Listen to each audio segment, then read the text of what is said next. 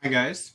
So we will start Hello. as usual around 1:10. So when everyone joins, or early if I see that everyone already joins by then.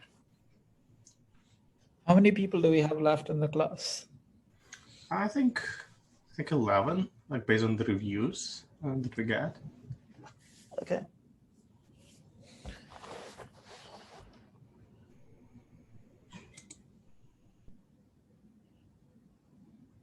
So see you in 5 minutes or so. Yeah. Any updates on the reviews, by the way? We still haven't gotten anything past like review 2. So If you go to their the form, that you should have the grades for the last 2 reviews. okay, cool. So I think the Jay was busy, but he finished the 2 reviews altogether. So you should get it. Okay. Yeah, I didn't see the form. I'll go look at it. Thank you. Yeah. And there for the proposal, I will grade them hopefully during the break, and then so the proposals that will be like everything project related will be graded by me. Okay. I'll try to provide you some feedback on that, especially if there are some problems with the proposal. I'll try to help.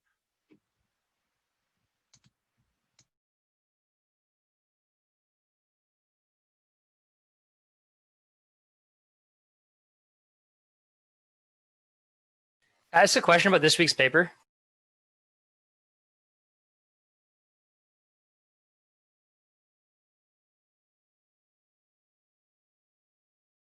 Someone had a question? Yeah, I had a question about this week's paper.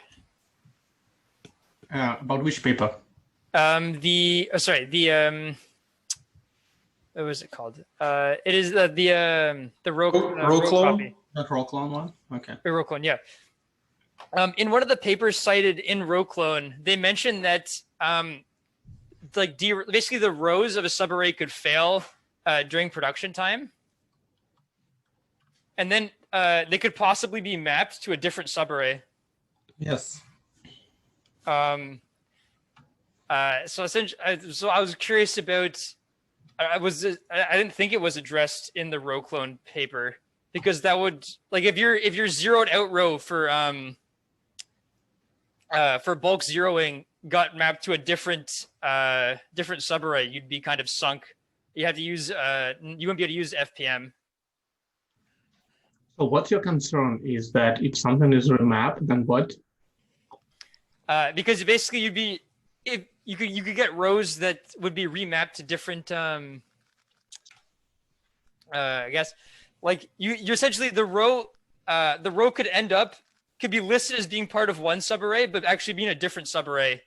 Yeah. Due to this sort of remapping. But that mechanism, first of all, that's more like an exception, right? That's when you get failures, like more like a permanent failures in DRAM. So if you really get some cell being broken, right, or too weak, so that happens. But for most rows, it doesn't happen. When it even happens, there are 2 things you can do. You can do something trivial, such as if you know that at least one subarray of this row was remapped, don't do anything. Don't apply row clone to it, because row clone doesn't need to be applied to every single row, right? Only when it matters or helpful. Yeah. And another solution, if you really want to be fancy, and if it's a common case, which is not yet, because if there are too many remapped rows, there's already some issues. Then you can probably, handle the remapping first and then take that, but that won't be particularly efficient. So I think the easiest thing would do, if you know that that row has at least one subarray remapped, just don't touch it.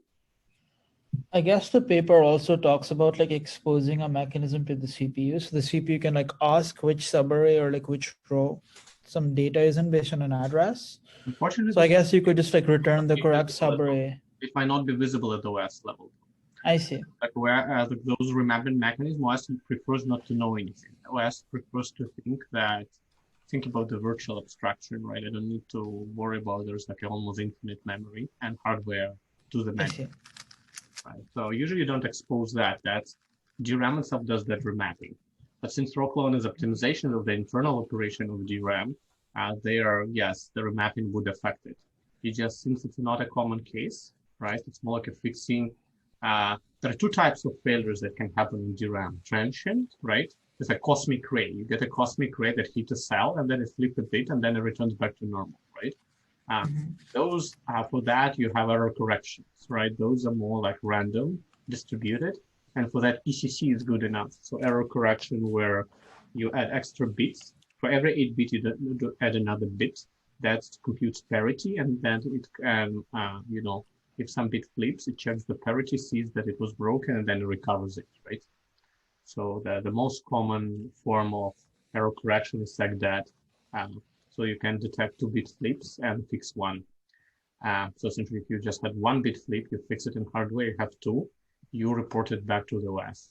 And in some cases, it leads to the blue screen of death famous in Windows. I guess that's one example. So the OS doesn't know what to do with it. That can lead to something like that. But other type of failure is a permanent failure. It means that you manufacture DRAM and some cells are weak. Usually they either remap subarrays, but they just might remap the full row.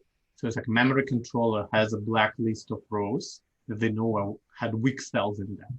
And they just, keep them separately, remap them from the regular usage. So you make sure that usually nothing mapped to them. By the way, like DRAM has actually some spare rows all the time.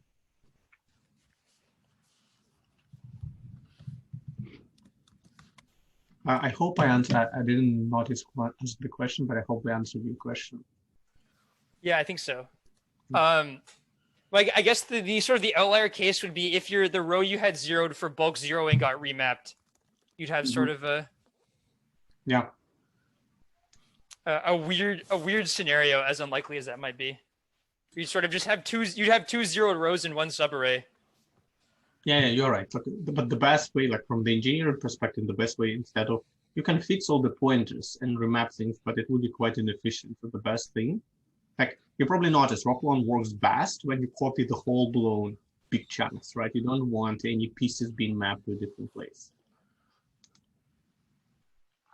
Okay. Okay, I think we will start.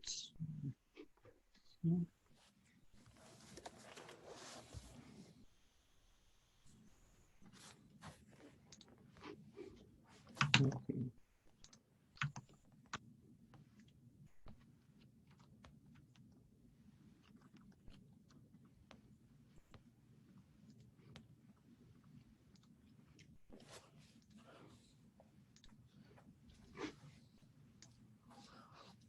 Okay, I hope you can see my screen now.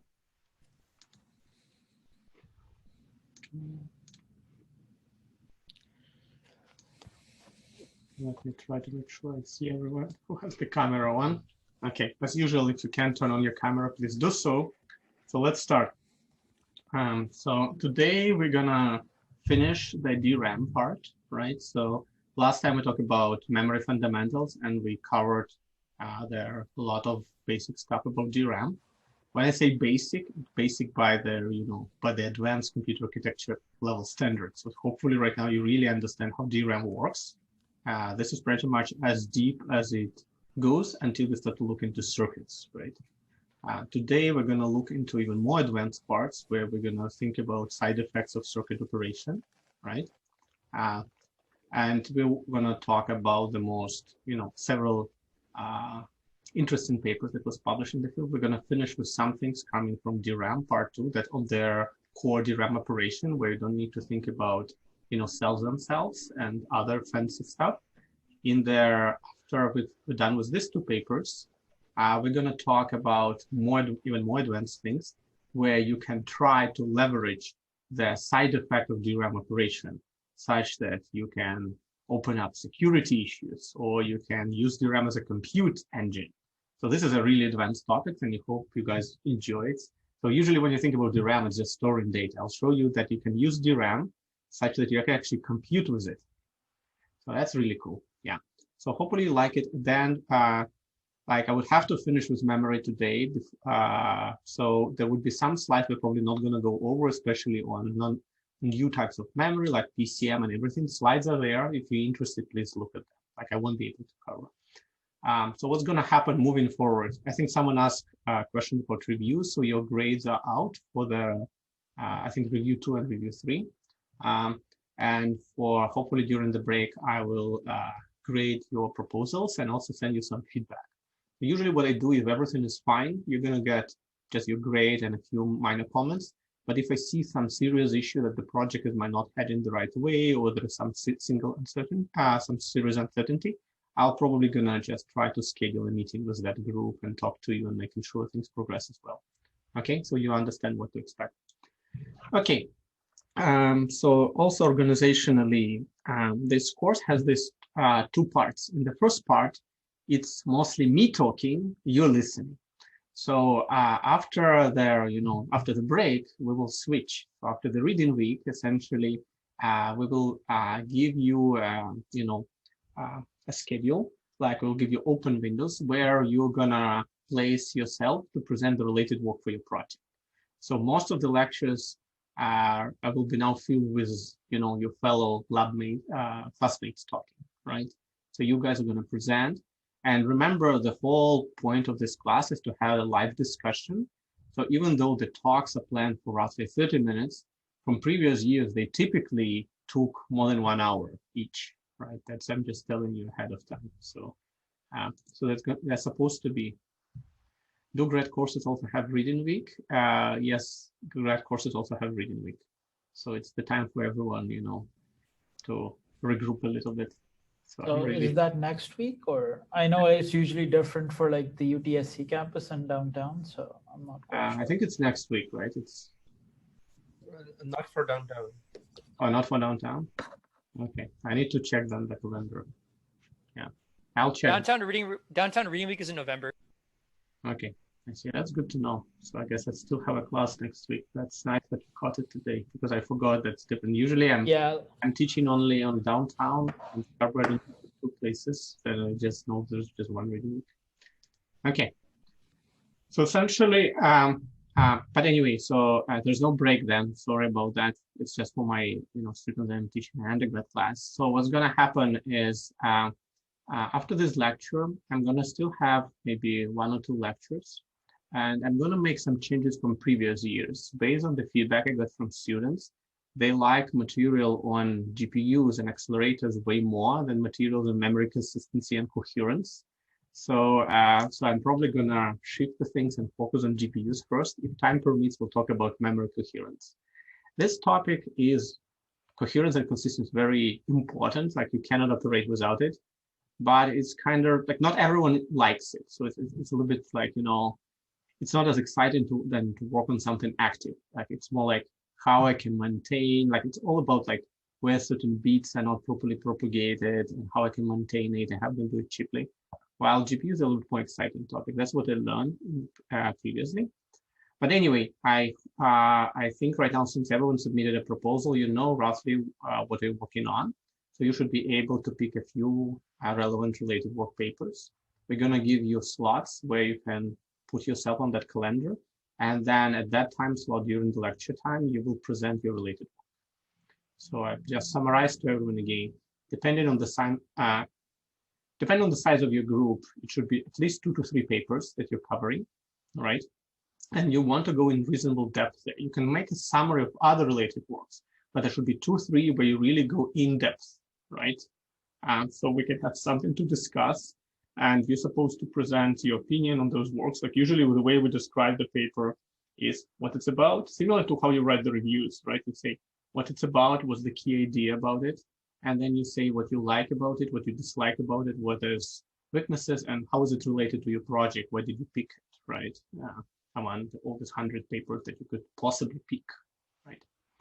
Yeah. And then if periodically, we'll see how the schedule fulfills. If there's any gap in the schedule, I'll take those and give you a few more lectures, right? Sometimes there's no gaps, right? But what I learned is sometimes I was not getting enough time for GPUs, but covering memory coherence, I would switch the topic right now. So don't be surprised. If you're looking at the previous websites on this course, that will change this year. Yeah. We'll see. If I ever had time, I might also do some nice summary about machine learning accelerators that we'll see. So I think a lot of people are interested about ML, and hardware plays a big role there. So I had a nice slide deck on that. So maybe if we have time, I would talk about that as well, like a bonus lecture or something. Okay, Sometimes we also have guest lectures, although right now it's not as interesting as it would be if it would be an in-person class. So we'll see. Maybe I would let someone come and give you a guest lecture as well from industry. Okay, any questions? Okay, let's move on. So, where's my here? Here. Okay, so remember yesterday, that's where we finished. I present you a tight latency DRAM, right? That was where we finished. I show you how with some smartness in the design, you can use your DRAM as both the very large cache and a regular DRAM. So you can have a variable latency essentially in your DRAM. But remember that breaks a little bit of an abstraction. Usually people treat DRAM as more or less homogeneous latency. Here it's different, right? So there are some complications related to that. But still the benefits of getting, I don't know, something like 1 gigabyte cache are clearly significant. Okay, so now we'll talk about another piece of work. It's just a little bit of a reminder, right, how the memory is organized. Remember those DRAM cells and amplifiers, right? There are 3 steps in charge movement. So we covered all of that. I just, for different papers, I will repeat some parts of this background so you would focus on some aspect this paper is trying to improve. So, there is a first part that is sensing, that brings the charge to the sense amplifier. And then there is a restore of the charge, right? And then there is a pre-charge. So you return everything into the proper state. So let's look at the careful of the graph on how DRAM charge changes over time. And here you see there is a cell. As you guys can see my mouse, right? So you see there is a cell. This is a sense amplifier, charged at half VDD, at half the charge. And here we're going to look at how things change over time. So first, we start here. So this is where cell is. This is sense amplifier is. And what happens next, right? We do sensing. So the cell's charge drops, sense amplifier charge goes up, right? Then there's a second stage where we do restore, where essentially we restore and the cell goes up and sense amplifier goes up. And this, how it's written in a textbook and in their standard for DRAM called GDAC. So like all hardware has different standards. Standards for DRAM are called GDACs. There are like for every type of DRAM memory, there's their own standards. There's for different frequencies, different types, not just there's the one for DDR3, DDR4, high bandwidth memory, all of them has GDACs. So this is how it's written in theory. In practice, though, things are worse, right? So there is some noise here. So things doesn't happen exactly as written, right?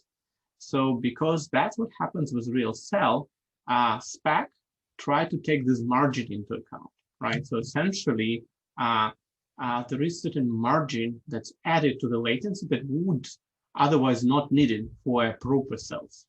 So why does DRAM need this extra margin? There are 2 reasons. There are 2 fundamental reasons. There is such a thing called process variation. Remember, when we tape out those things, they're not going to be always identical. And another problem, temperature dependence. And I'm going to try to cover each of this factor in certain level of detail. So process variation is that unfortunately DRAM cells are not equal, right? When you manufacture them, they might have different strength and can lose charge at a different speed. Despite that there is a spec that they need to all obey, and that's what we try to achieve, they can be still vary. So that leads to extra timing margin for cells that can store large amount of charge, which is the one that don't. So essentially, this is our ideal abstraction of DRAM array, right, of subarray. Same size, same charge, same latency. This is the reality, though. So after it's manufactured, it looks more like that, right? And if you actually work with real devices, you need to provision for that. It's different size, different charge, different latencies, right? So essentially, there is a large variation in cell size. There are large cells and there are small cells, and they lose charge at a different speed. And sometimes you like bigger ones because then, those ones you don't need refresh as frequently. They had a lot of charge. And there are small ones that you can read faster, but then they would refresh differently. But you need to refresh them more frequently. So large variation in cell size, large variation in access latency. So second problem, DRAM leaks more charge at higher temperatures, right? That's again a physical phenomenon. So your DRAM in your laptop is in one temperature, right? The same type of DRAM technology in a cloud, we're going to operate at much hotter temperatures. I guess a lot of you have heard that the temperatures in the data centers are not very human friendly. Some of them operate at 40, 50 degrees Celsius inside of it, right? So DRAM there, that's a temperature of the air. Obviously in there, in the node itself, temperatures are higher. So that means that you need to have different amount of timing depending on which temperature to operate. So you need extra timing margin when operated at low temperature. And you don't need as much at the higher temperatures. So charge leakage, though, increases with the charge. So the room temperature is relatively small leakage. DRAM is supposed to operate and even test it at a very high temperatures. So the typical two temperatures reference is either 85 Celsius or 95 degrees Celsius. That's what it's supposed to operate still reliably, right? So essentially, and that was going to leak at essentially there are pros and cons to high temperature. You're going to have high leakage, right? So you need to refresh more aggressively, but at the same time, reading is faster. So everything runs faster with high temperatures, right? So anyway, that's the reality, and the DRAM has to be able to operate at these temperatures. Honestly, though, as you can probably imagine, we not frequently have the systems that operate at these temperatures. A lot of things will start to melt at these temperatures, right? But that's the requirement for DRAM. It's written in the spec. So it should operate whenever you are getting a DRAM, and if you're say buying from a top provider, the top price, like something like the best quality Samsung DIMMs, for example, they're gonna really run at that spec. Although, that's what I learned from my Korean friends, there is a secondary market of DRAM in Korea, for example. So the DRAM that doesn't pass the rigorous Samsung test are not thrown away, because a lot of them actually don't pass. The yield is actually quite poor. So they actually sell them to other vendors. So the DIMMs that doesn't pass the rigorous test, so you cannot sell it to Amazon or Microsoft to put in the cloud, because that needs to be very reliable, but they sell it to other less important or cheaper devices, right? That's how you get lower quality memory. Those memories are not necessarily different fundamentally. They just happen to have more weaker cells or don't contain, the leakage properly based on the standard. So cells store small charge at high temperature and large charge at low temperatures. That's the key phenomenon here. So that causes large variation in access latency. So essentially, what happens is DRAM, and how we define DRAM timing parameters is that they're dictated by the worst case. So because you had so huge variability there, it needs to be dictated worst case. So that worst minority is ruling the DRAM timing parameters, right? Very similar to politics in some countries. So the smallest cells with the smallest charge in all DRAM products, that were dictated. So not even on one DIMM or one chip, like you're taking across the whole generation of many DIMMs, and that dictates the smaller charge, the smallest charge that you're supposed to tolerate. So essentially, as you can imagine, it also needs to meet the highest standards for the temperature, especially the one using the cloud or in your laptop. So all this leads to a huge excessive margins that are there. And so essentially you get very large timing margin that you have to put just your provision for the worst case. So how we did research on this thing. So when I was at CMU, my group did a lot of research in DRAM. And obviously we talk about temperatures, right, and testing this. So to test it really rigorously, you actually need to build something that can test those devices. And that's what we built with my fellow lab mates. So we built a PC. We connect here a lot of FPGA boards, and we got a lot of, through our connections, got a lot of DIMMs from all three major manufacturers, Micron, Hynix, and Samsung, right? Those are three major DRAM vendors. And essentially for each of them, we played a lot of boards there, and then we built a plastic isolated box in them, and we put a heater inside. So this is we want to do research, so we need to change the temperature in a control way. So we're going to actually test how the DRAM is going to operate under different conditions. And we use this setting for many different papers and just showing how it roughly looks like. It was all built by students, by the way. It's like, it was impressive when we had an industry visitor, they were comments like, oh my gosh, we didn't have anything like that to test things, but it was quite impressive. Anyway, that was a really cool piece of engineering done by students. And I'm going to show this setup and how it's used in many different use cases. By the way, the first prototype of this thing was started by a student who graduated from UofT Computer Engineering Department, Jamie Liu. So he built the first prototype of this thing with just one FPGA, and then we helped him to build a bigger one. Okay, so the observation number one we did on DRAM is that there is a faster sensing. So typical DRAMs at low temperature, essentially more charge, strong charge flow, faster sensing. So there is a timing parameter in DRAM that you don't need to remember the name, right? It doesn't matter, but it exists. It's about, remember, there is like different stages, right? Remember I mentioned there is a sensing, then you charge and restoration of the charge, right? So each of these steps has its timing parameter in DRAM spec. It says how much it's supposed to survive. So what we did, we built this testing platform where we had a full control over DIMMs, more than you had normally in the system, where FPGA can reprogram at a very fine grain what we do with this DIMM. And we were able to characterize a lot of DIMMs. We actually had 115 DIMMs tested.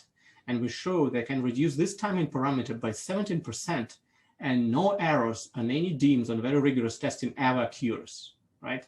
So this is this margin. So this is not by mistake or some weird behavior. This margin is fundamentally there. So on this thing, I can reduce 17% and there's no errors. So then the second stage is restoration.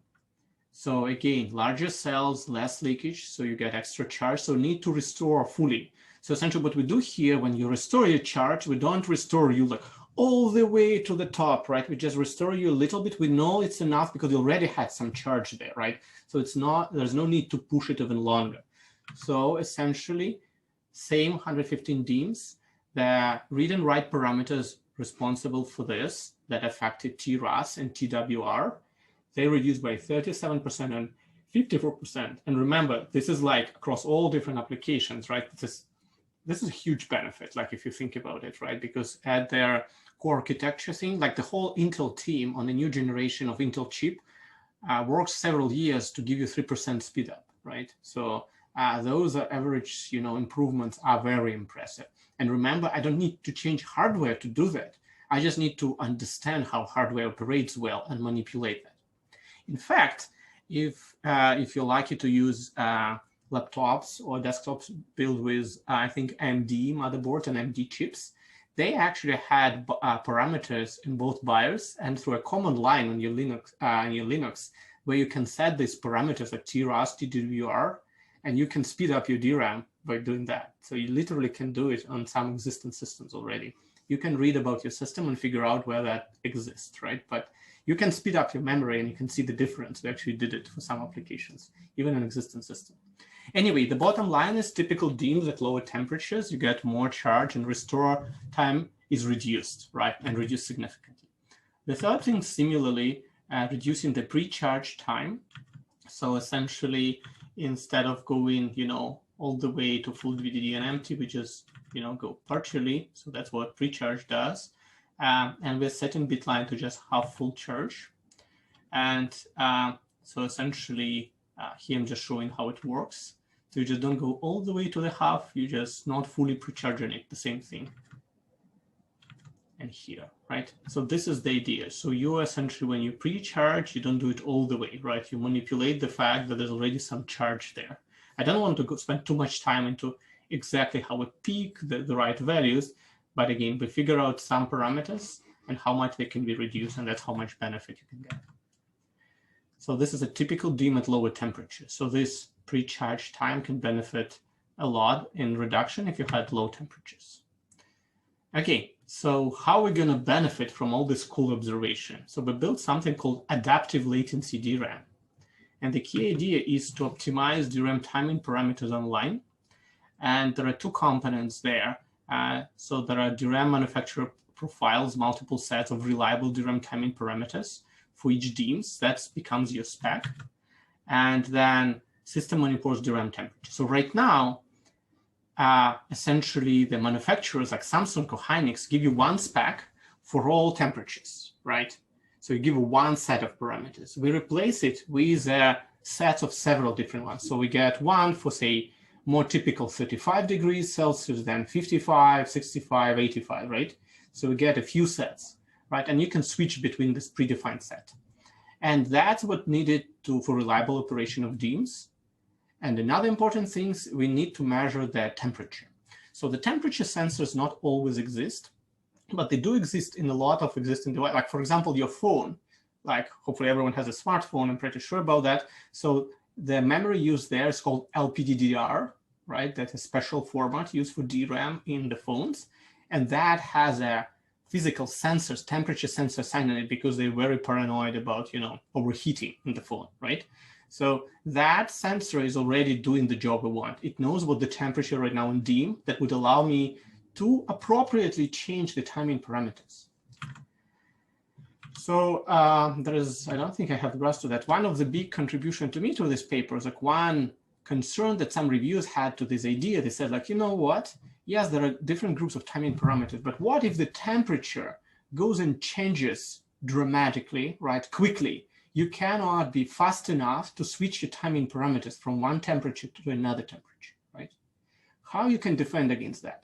So my idea was, you know what? That's how I contribute to this paper, essentially. I actually negotiate with the Intel lab that was allocated in CMU. They give us access to their cloud, small cloud that Intel has at CMU, Carnegie Mellon. And we came with my friend and we opened some of their boxes. They give us access physically. And we place temperature sensors on the DIMMs. And then we went and ran the most extensive workload you can ever have on DIMM and look at how fast the temperature changes. And we show that even under the most heavy possible load on DIMM, it takes several seconds to change the temperature even by 1 degree, right? So essentially, and for me to change DRAM timing parameters, it's several milliseconds. So that's the answer to this question with the actual data. So the temperature cannot change that fast. There's plenty of room if you put higher or lower load on the system until the temperature actually goes up. Okay, so here we're showing some real system evaluation. The exact benchmarks, it doesn't really matter. It's just some representative benchmarks from spec benchmark suite and some other benchmarks. And what you can see is that we got a significant reduction, improvement in performance in both single core and multi-core by essentially, and it's higher for the memory intensive workload, right? So are we talking about like overall system performance or? Very good questions. This is overall system performance is something that's super difficult to measure. This is like it's core, caches, memory, everything up to the disk, because remember, not everything is easy to measure. So some of these things are measured on a real system and then it's the whole system, but some of them are in simulation, right? I mean, like there we would have the partial part, but essentially they are very hard to measure. Like when there is a real system performance, there are things like networking and other things. Like all these workloads don't have any of that, right? So it is real system, but it might be not everything really running in the cloud. It's just some big piece of it. Yeah, no, I just mean that like, at least for these benchmarks, so like is the performance like just in the memory system or like, are we talking about like overall? The core, it's like it's really running workloads, right? So it's not just the improvement. Like if it would be the memory alone, the numbers would be higher. Yeah, okay, that's what I wanted to ask. The paper, if you open, is going to give you both numbers. Yeah, because just like some papers I've been reading, like they don't tell you like what their performance is. They'll just say like, yo, we had a 50% energy improvement. I'm like, yeah, you didn't have a 50% energy improvement on the whole system. So there is this article that listed the famous, performance measurement crimes of scenes. So that's among those, right? You just demonstrating the numbers of a proper baseline, right? And you make the numbers look good. There are many ways people cheat in the papers to make the numbers look better. And that even scientific, it's supposed to be rigorous. If you talk about, industry presenting marketing numbers, that goes over the roof there. So they do all sorts of cheating. You're going to review at some point Google's TPU paper, and you're going to see how criminal even famous scientists can be when they need to make a case for their hardware. Yeah. Okay. Like this paper that got a lot of traction, I think ISCA 2017, when Google presented TPU chip, there was a lot of traction there. But every year, like I try to keep the same papers in the pool for reviewing because I get some interesting, consistent feedback from students and what they think about. This paper is usually grilled the most by the graduate students. They read it like, oh my God, how is it possible? And this is written by like several very famous computer architects, actually. Right? They keep being grilled in different events for writing this paper this way. Okay, let's move on. So the key observation here is DRAM timing parameters are dictated by the worst case cell, and smaller cells with a higher temperature. The key idea is to deploy a technique called adaptive latency DRAM that optimizes DRAM timing parameters for the common case and not the worst case. And we did a very deep characterization of 115 DIMMs and shows a lot of potential of reducing all those parameters. It's significant performance improvement. And to prove that there are no errors, we actually run some of the system for 33 days constantly to make sure there's no DRAM errors. The reasons why we use this thing you've seen this thing connected to FPGA, because some of this system, like if you want to know that there's bit flips there, like DRAM not always allow you to detect, like the regular system might hide this information from you by multiple layers of the stack. When you do it through FPGAs, you can make and measure every little piece, every bit flip can be detected, right? So that's why we built some of this prototype, so we can actually see this. Okay. Anyway, that was LGRAM, yet another paper from honors group back in HPCA 2015, and that covers a latency aspect of things. There is this other paper that I go very briefly called. Essentially, that's the paper that introduced subarray, SALP paper. So essentially, that's a little bit more older paper. One of the first paper that did good revision of everything related to DRAM. So essentially, parallelism. So that paper is dedicated to parallelism. So there is a demand and supply here. So the demand side, we have out-of-4 execution, multi-cores, prefetches. All these guys generated a lot of accesses to memory. And from the supply end, DRAM tried to deal with this enormous parallelism and so many accesses to it through using, hardware level parallelism through multiple banks. So what would happen if we try to increase the number of banks? Well, adding more banks is replication of shared structures. Remember all these things here. So if you're gonna, replicate more banks, you're gonna waste a lot of, space and area and transistors on this essentially on the circuit that doesn't really store anything, just supply the storage coefficient. So essentially, high level of replications, higher cost, lower density, right, per delivery. So how to improve available parallelism within DRAM without increasing the number of banks, right? Because the number of banks is already optimized quite a bit. So the observation that I think Yoon-Gu Kim made in his early paper is that there are a lot of steps in DRAM operation that have been already nicely parallelized. So several of these steps in operation, word line enable, charge sharing, and simplification, are all done for subarray. So what he suggests is essentially taking and benefiting from the subarray level organization and replicate just some small pieces, right? So essentially, the main benefit of that is that when you had two requests on the commodity DRAM, going this way, subarray level parallelism makes certain pieces of it operate in parallel. So no questions. So it's essentially, it's not everything can be done in parallel, but certain things can be done in parallel. So that's why we try to overlap whatever possible for DRAM accesses so they had better parallelism. And that clearly saves you the time. So this is essentially what was happening here. He looked at the stages of the DRAM, right? And remember, that was 2012. In academic literature, DRAM was usually still treated as a black box in many cases, right? That was the first paper said, those are the stages that what can be done sequentially. It has to be done sequentially. This can be done in parallel. And they, essentially, Yoon-Gu proposed the first system. Obviously, that was demonstrated through simulation because we can't really change the operation of DRAM easily. And we demonstrate there's a lot of potential benefits to it. And that's essentially performance, on average across many applications. So something close to 16-17% speed up on average across many applications. Obviously, around 20% energy savings. And like you can read it more carefully if you're interested. That's one of the early papers from Ono's group on DRAM. Okay, operation. Okay. Yeah, this is the guy that I mentioned, Jamie. He was the one that built this first prototype with their temperature chamber where we can have a controlled temperature experiments with DRAM. Okay, that covers, some stuff we were covering from, like, it was still considered DRAM basic part of their, my lecture, but it still goes deeply into DRAM operation, but still we didn't go too deep into the cells.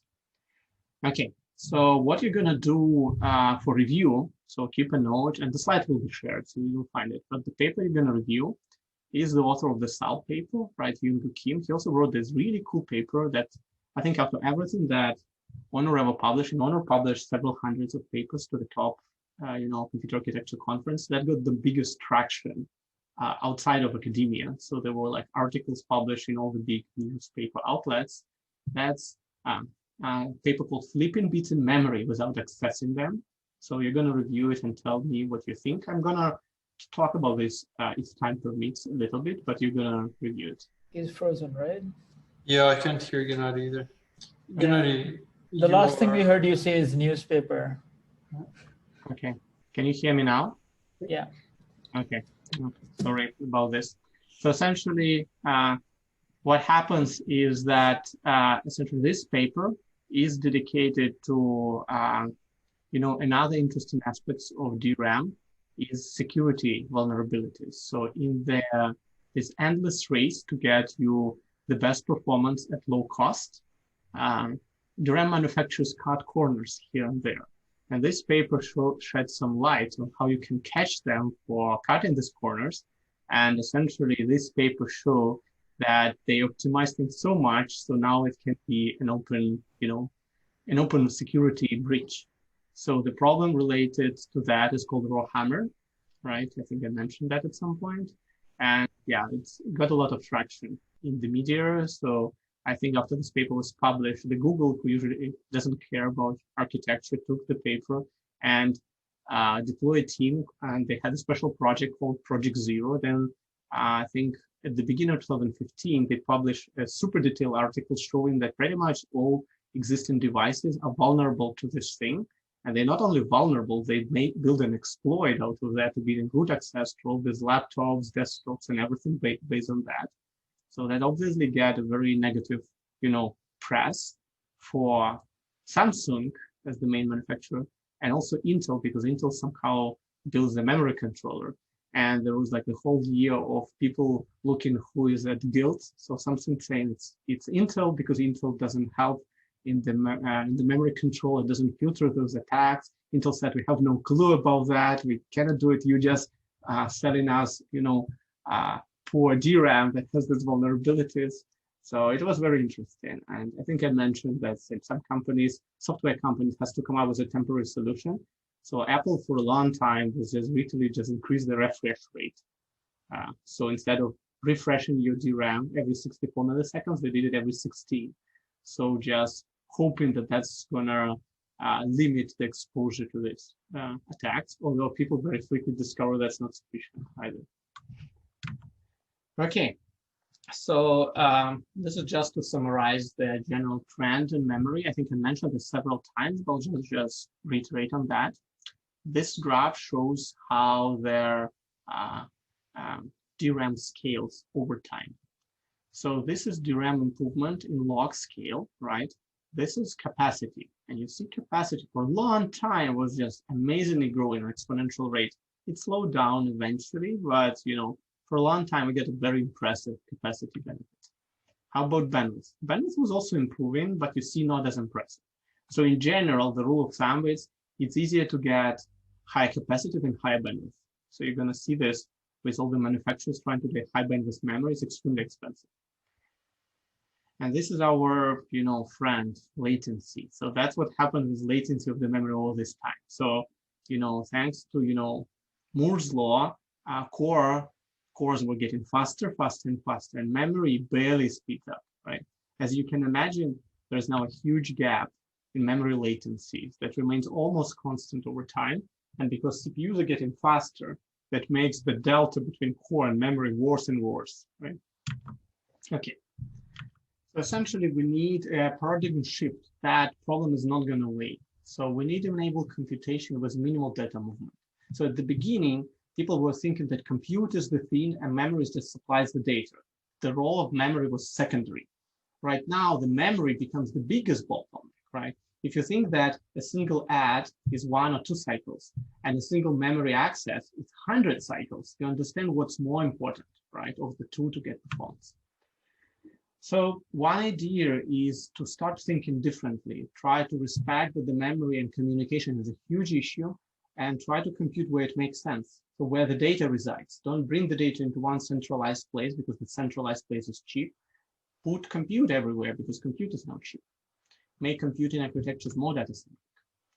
So this idea goes back to the original paper from, I think, Christos Kozarakis, who is right now at Stanford, who proposed intelligent memory. And it boils down to essentially that a lot of applications would benefit a lot if instead of going back and forth all the time, query, bring results, and so on, you try to compute within the memory itself.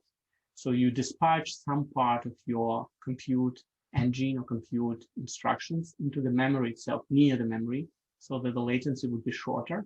And then there are a lot of questions how you would design it. So are you going to build compute capable memory or controllers or process a chip inside memory? What are the software hardware interfaces? Essentially, the whole stack is never was imagining this ever happening. So it's a lot of redesign needed. It needs to be exposed to the system level software, programming languages. What about algorithms? So what is their effect on the whole software stack? So everything in the middle where show can be affected by this paradigm shift, essentially.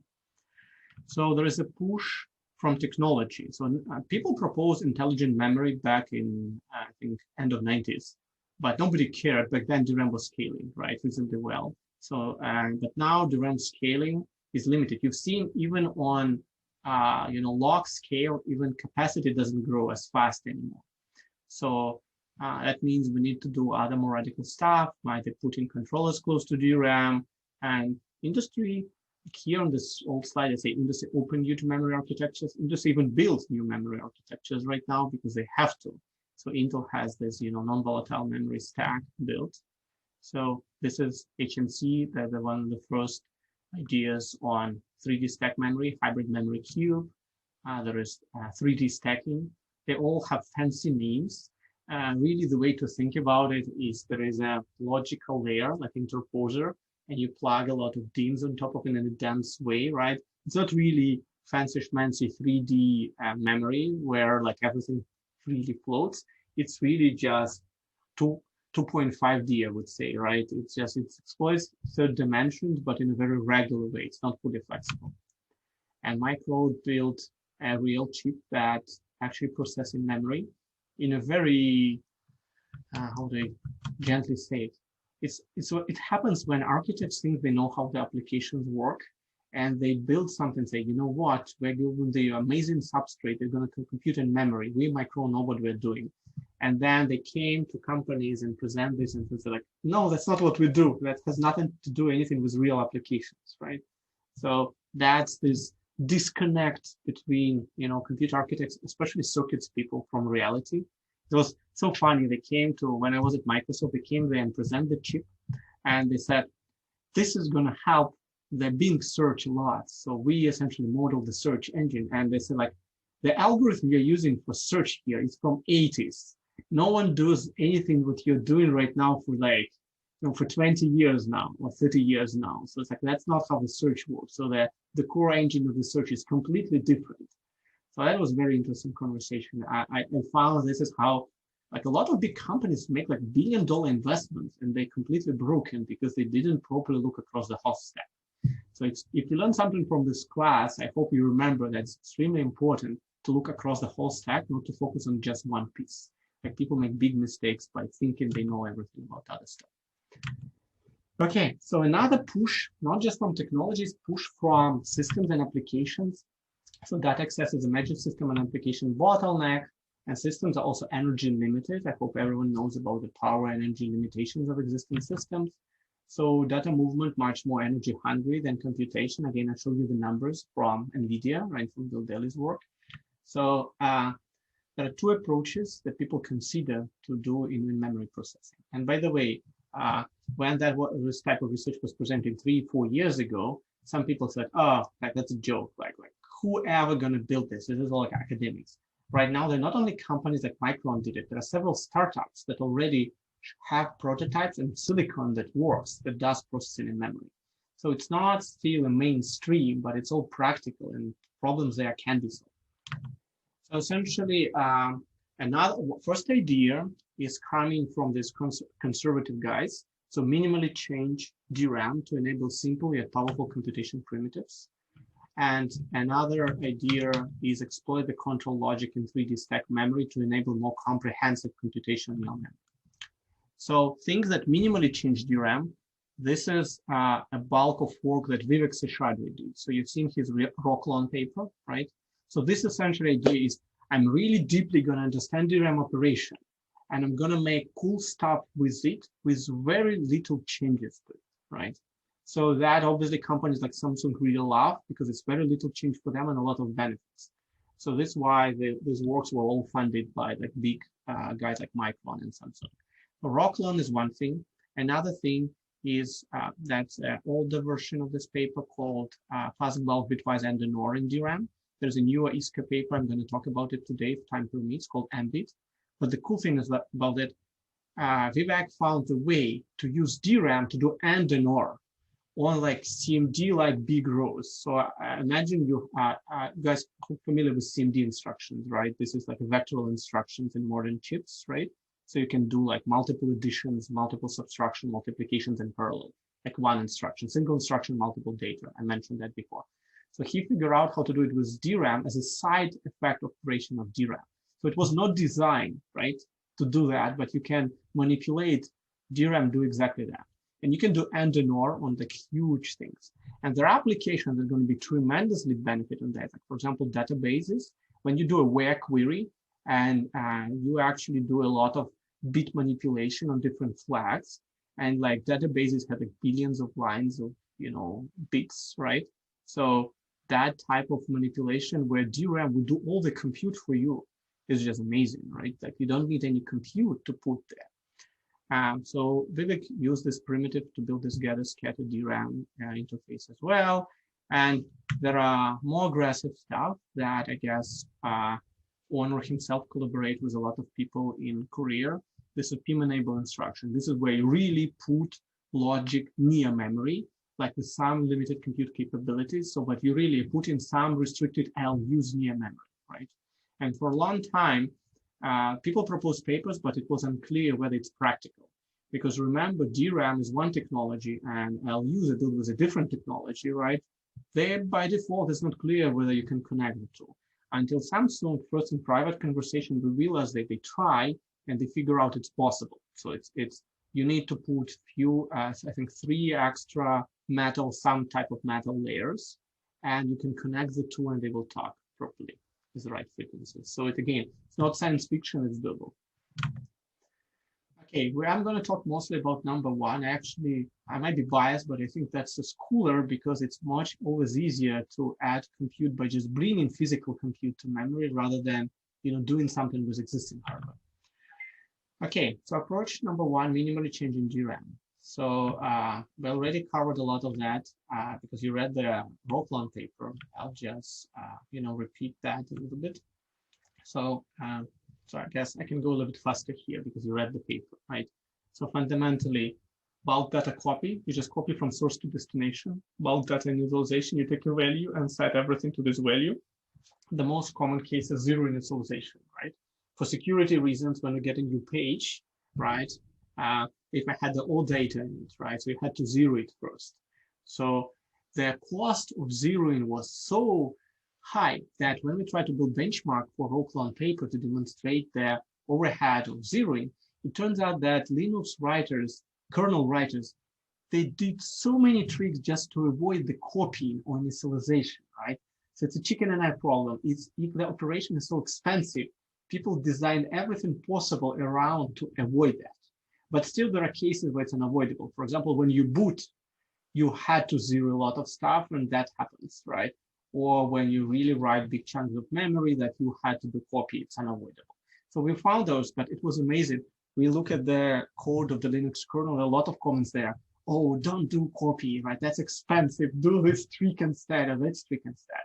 So essentially, we were offering saying like, you know what, a lot of this super, hacky optimization that are very tricky and might break, it's better to avoid them and actually do copy, just have proper hardware support. And there were a lot of papers published on the topic about variant operators are getting any faster and blah, blah, blah. And this is what a bulk data movement is a big deal, right? So I just have a question. Yes, go ahead. You said that there's all of these hacky optimizations inside the Linux kernel. So like when you were evaluating row clone, like how did you get around those? Like, did you basically just like patch those out from the kernel, or did you? No, so we tried to do this. Like we essentially went into the kernel and we found the places where they cannot avoid it, no matter what they do. You see forking process, security for zero initialization, checkpointing, page migration, VM cloning. There are cases. It's just there's nothing you can do about it. There is a lot of other cases where that would be a natural way to do things, and people try to avoid, keep some extra meta information, like do a lot of tricks there. So yeah, so like if you were to somehow like get rid of all of that stuff, like would you think there would be more like possible performance improvements? Row clone would be even more helpful, right? But it's the problem is like you are like more like coming and saying, I had an amazing use case for me, but go change your OS and then you're going to see the benefit. It's a harder sell. So we still look at the cases where it works right now. But as doing that, like a lot of cases that it was like me or another student, we thought, you know what, there should be some copy initialization there. We go there and it's not, right? And because they do some fancy trick, right? So the kernel is full of this fancy trick. The problem was those tricks, they are all heuristics. So when something doesn't work, they just breaks, right? And there's performance hits, right, for those tricks. But they were just considering the copy initialization so terrible, so they avoided it at any cost where possible. Yeah. I see. So cool. There is this. Thank you. Yeah, there is. Yeah, sure. There is this thing from the Google data center paper. That was really good papers. I highly recommend it to read. That introduced a so-called data center tax term. So essentially, for everything you do in a data center, like we all pay like Ontario taxes 13%. So something similar happened in a data center. For any cycle of compute, right, that you pay for, you're paying for another 13, 15, 20% to Google to do support of your compute. You don't see it, but this is essentially has nothing to do with what you do. And it's just to support the operation of the cloud itself, right? And all the processes associated there and VM. So what Google did, they published a paper with, I think, Svelem Kani from Harvard was the first author, where they show where this data center tax goes. And like when you think about 10%, it's humongous, right? Like it's 10% of all of the Google Cloud, of all of Azure, right? It's like it's 10% of, I don't know, several tens of billions of dollars, right? So it's a huge cost. So that doesn't really do anything useful for the application. It just does memory move or mem copy, right? That's 5% of the cost. So Google identified there are like 5 or 6 big kernels that eat this data center tax of 20% of your compute alone, right? And then you can imagine what they're trying to do with that information, but they release it to the public. So I guess that's good on the Google side. Okay, so essentially, I'll just go, I guess we are at 2 p.m. already. So let me just, I think you read it already in the row clone. I think you got the basic idea, right? So this is how things done right now. If you want to copy, you simply copy both things to the near CPU, then you do movement there, and then, that's the overhead. So there's like tons of movement where the data you want to move is really there, and the destination is also here, but you move all these little chunks into here to do all this copying and then move it back, right? Extremely inefficient. Yeah, so essentially this is how much latency you spend for a 4 kilobyte page copy by DMA. And if you do it internally, I think it's a humongous thing, right? You go from 1,000 nanoseconds to 90 nanoseconds. Remember, in computer architecture, the speed ups are rare, right? It's not like you frequently find an opportunity of that magnitude, right? Okay, so I'll just keep over that in the interest of time, and we will have a break now, right? And we will continue at 2:10. So see you guys in 8 minutes.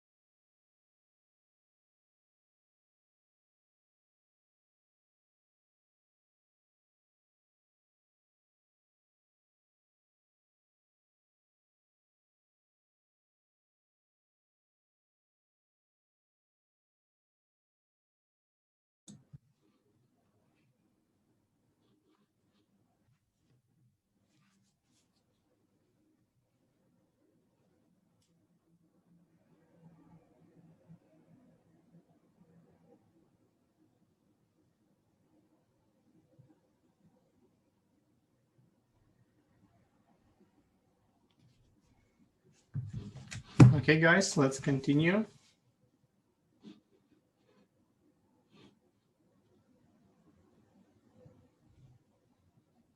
Okay, hope everyone's back. Okay. So we already started to talk about Rocklon and its operation, right? Here I'll just visualize some of the ideas that you read about the paper about it. So the key idea is essentially, obviously don't copy through the whole memory hierarchy, right? Make sure you copy within DRAM itself, right? And how to do this cheaply. So essentially you just add, extra activate commands, right? So that can allow you to keep the one row open and just transfer the data into another row, right? So essentially the two consecutive activate accesses, and you can imagine that doesn't require tremendous changes to the DRAM operation, right? You need some changes to the memory controller. You need to get that exposed to the higher order of the stack, but the cool thing is really minimal changes, right? And the benefits are significant. So it's negligible hardware cost. When we say this is not just academic treat to call something we don't understand negligible, but in reality we have no clue what it is. We actually checked with Samsung.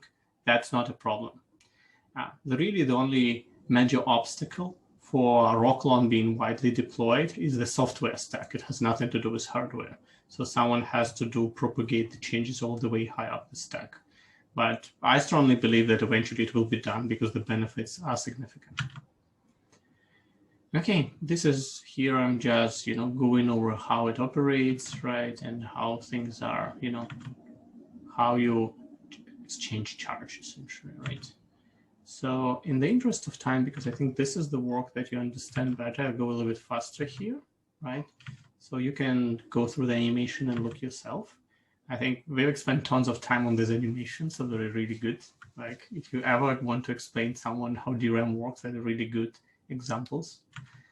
So essentially, when things are local and in huge chunks, Rocklon works very well, right? The challenges happens when you need to copy further away, right? So then things are not, or if you had partial overlaps of the rows. So all the challenges happens not for the common case, but for more of the side cases. So if you do have a big copies or big activation, initializations like the full, say you want to take 4 kilobyte page and write it all with zeros, right? Initialize it. That's a very good use case, right? Yeah, so those are the more complicated things. The problem when that happens, you have to go through some shared internal buses. Those might be, as not as efficient as other use cases, but it's doable, right? But reductions are, more like 2x, 3x, which still a lot, but it's not comparable to the 100x reduction that you got with the baseline mechanism. Yep, so essentially this is the way it works, and like different granularities, and that's the overhead, and this is zeroing. So essentially, let me show the numbers. So essentially that's what's important to remember. You see, this is copy, right? And this is latency versus energy, and you see, so when it's intra-subarray, right, that's where the biggest benefits are coming from, because it literally all happens locally. So if OS is smart enough, they might use these benefits. If they know where the copy happens this way, they can actually use this in smart mapping techniques. Again, that's not implemented yet, but if you have that substrate and it's relatively cheap to add for Samsung, you can, the way to break this dependency between chicken and egg problem is essentially trying to introduce this technique first and then gradually let the OS implement optimization using it. Now that's my vision. I think that Samsung should be the first to go and do it, right? And I don't know where they are right now at making this decision, but they're definitely aware of the thing and they were very interested, right? So, okay, so you see the other cases might be not as impressive and there's no speed up sometimes at all, but there are still significant energy benefits, right? And zeroing, as you can see, it's also, has huge benefits, right? If you do it properly. Yeah, again, very low cost, 0.1% increase in the die area, right? And this is a breakdown on those applications that I mentioned, right? So those previous ones were just speed ups of the individual operations, right, in DRAM. This is the real apps. Remember, the real apps not going to consist of just zeroing or copying, right? They consist of different operations. So here we take some of these workloads that we, profile carefully. So the boot, compile, fork in the process, memcached, MySQL, the regular bash shell. So this is if you take them and profile them with respect to what they do. So we just look at special copies of zero and copying, and then read and writes, which is just regular operations. So you can see those things we can do much, right?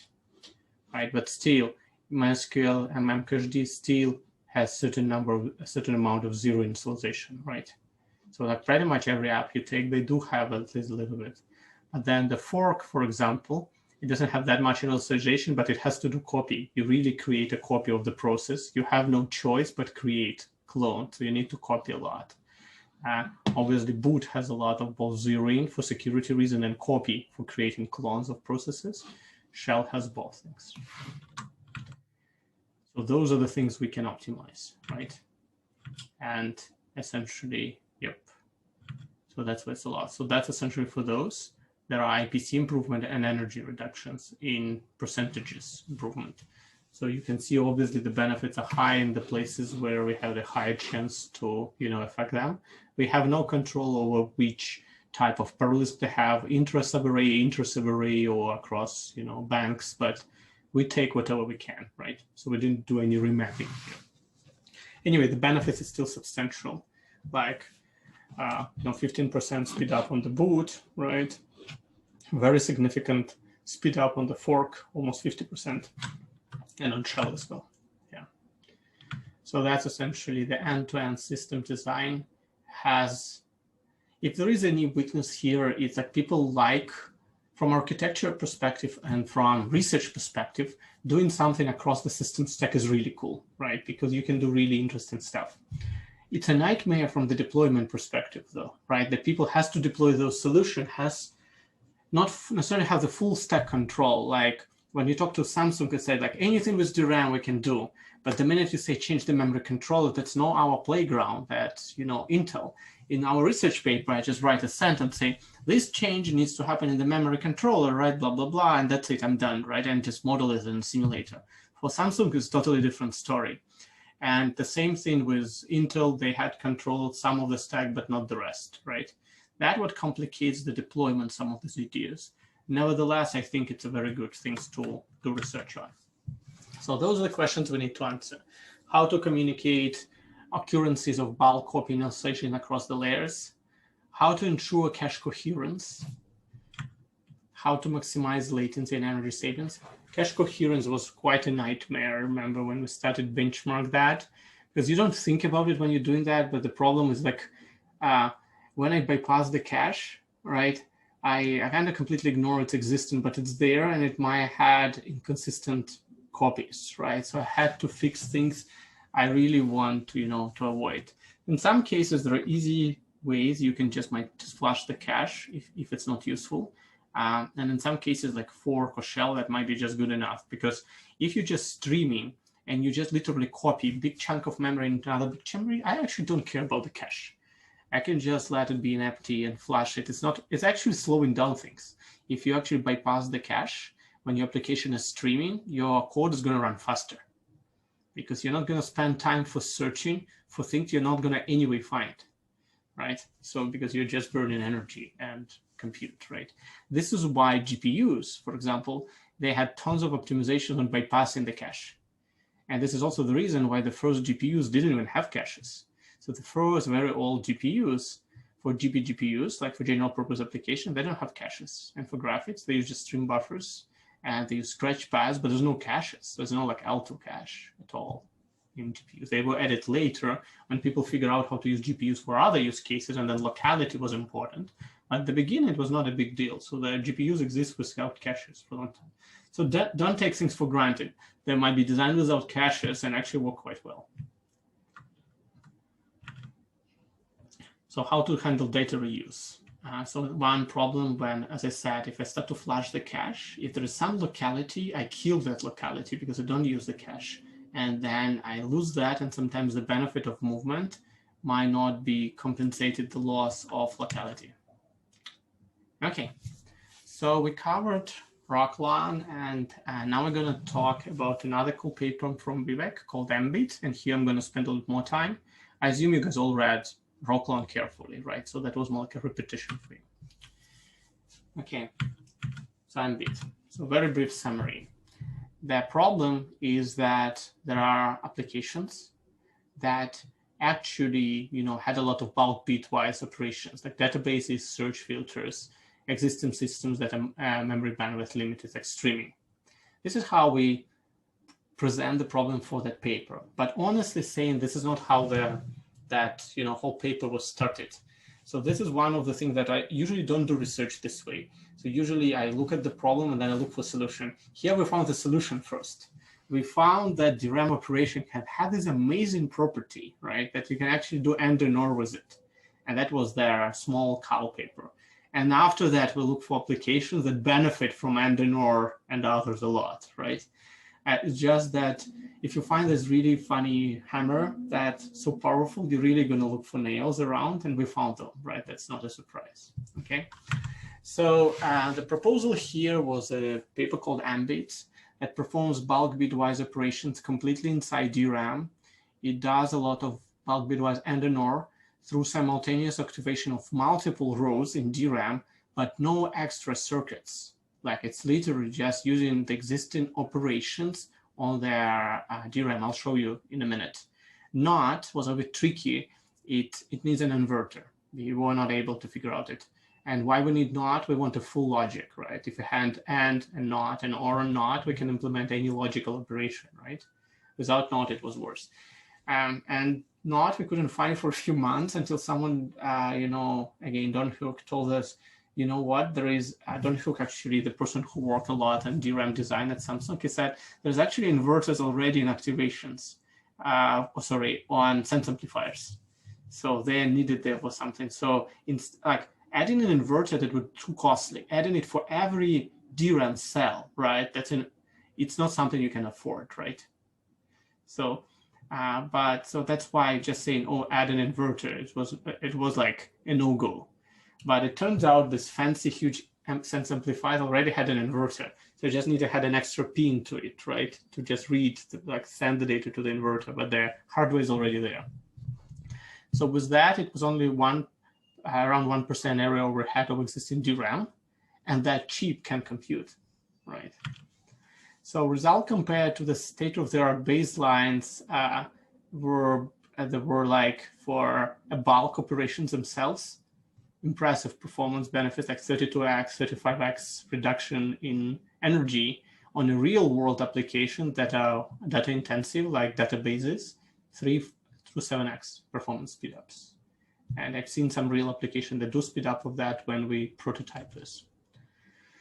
Okay, so bulk bitwise operations, where they're coming from. Bitmap indices, so database indexing, they always use that as an optimization. Bit weaving, so database queries. This is the paper from Sigmod, from like top database conference. So they do a lot of their queries using bit weaving. And Bitfunnel. Bitfunnel is a really cool stuff. If you want to understand how the search works, at least how the Bing search engine works, you should read this Bitfunnel papers. It was published in the top data processing conference called SIG-IR in 2017. I think they won the best paper award. That's a really cool paper to read called Bitfunnel, and they open source it as well. So that really at the core, if you want to understand computationally what the search engine does, what kind of operations, that's this thing. So how it manipulates the index. This would be a good, I would be happy if the Micron people would read something like that before coming with the design of their hardware, so they would understand what's really needed. So when they brought this thing, I had to show them this paper and show them actually what their Bing search engine actually does. That's very different because they beat like automaton, essentially, like that they thought that's how the search works. In fact, search really what it does a lot of very wide manipulation on index. It treats the page like it takes page and then find sentences and then find words. It's all encoded with zeros and ones, and then you get like long vectors, but you cannot manipulate with too long of vectors. So whenever you find something maps or this map, you just do and or on very large indices. So what most of the search engine really does when you search through an index, it collapses index horizontally and vertically to make it smaller, and then you might collide some information. You lose precision of the information, but you improve the information density, because otherwise, if you build those representations, it's pretty much all zeros. Most of the things, whenever you type, your 5-word search query in Google or Bing, right? For most documents, most words, you had 0, you mismatch. So you really want to avoid those zeros, so you represent it more efficiently. So most of the things like Bing does to it, just a lot of and ors with the bits of the index and hashed with your stuff. Can I add a quick question? Yep. How did Micron people take it when you guys explained to them that this was like 20 years ago?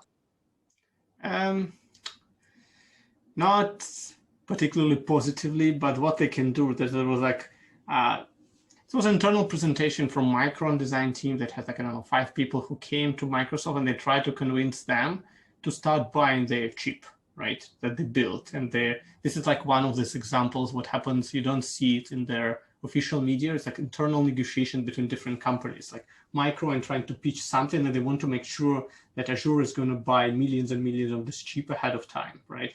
They're trying to pitch it. And like, obviously Azure people were sitting there, and people who know how the search works, and they were saying, you know what, it's like, well, essentially they were built something that would cost you, that would increase the cost of memory by 3x, and it can speed up some applications like tremendously. But the problem from Azure was their margin and the cost of memory is so high. So the maximum they can afford is something like 15% increase in memory.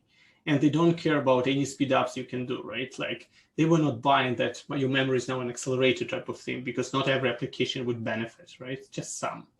So that was a completely wrong customer, right? So for them. And they would try to pitch it to Bing, but Bing said, well, whatever you speed up is not our engine, right? Like nothing close even, right? That's a problem, because like Micron people has a lot of architects, but they're not as strong on the application side. You're going to see there's a lot in different companies. Like Google for a long time was not a hardware company. They had an amazing, for example, software culture, but when it comes to building chips, they're not particularly good.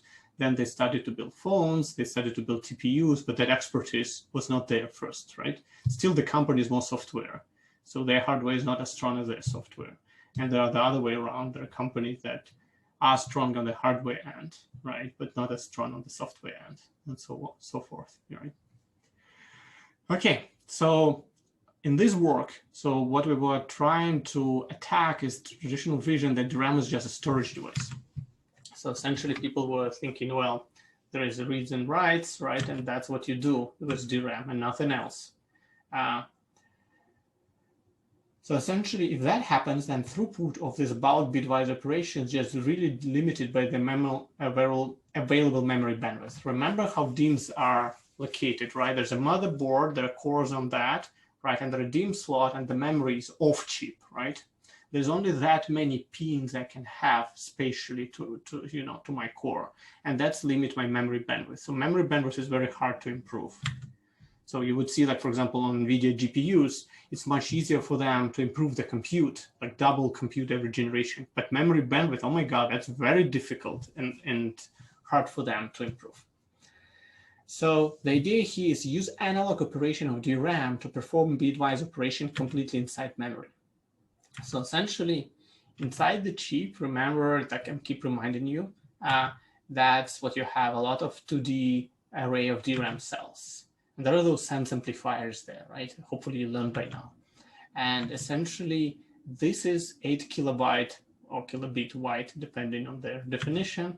So DRAM cell operation, as you know, there's a capacitor, access transistor, there's a word line, bit line, right? And enabler, right? That's what we have. And you erase word line, you connect cell to the bit line, the usual charge and deviation and all of that, right? So Let's just skip over that. That's the way it works. So this is hopefully already remember. Now imagine that we do this cool trick. We would just, instead of doing activation of a single row, we're going to do a triple row activation, not 2 rows, but 3 rows. So imagine I would have a situation like that, right? So I had the 3 rows and activate all of them, 3 of them simultaneously. Remember, they're already connected, right? There's already connected, those rows already connected to sense amplifiers.